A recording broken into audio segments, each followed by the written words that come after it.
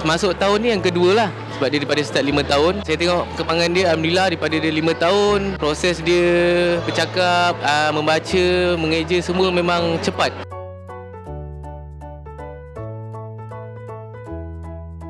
Dia cepat membaca surah lah.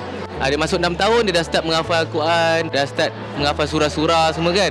Jadi kat situ kita nampak lah, memang cepat, memang bagus lah.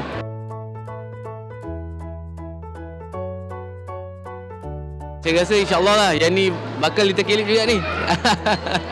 Maknanya memang berbaloi sangat lah.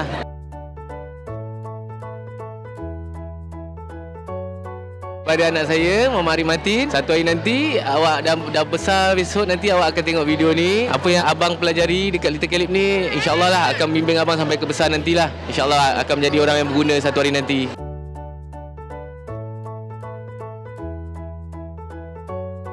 Untuk semua orang kat luar sana, jangan teragak-agak lah memilih sekolah untuk anak. Pada saya, Little Caleb ni paling yang terbaik lah.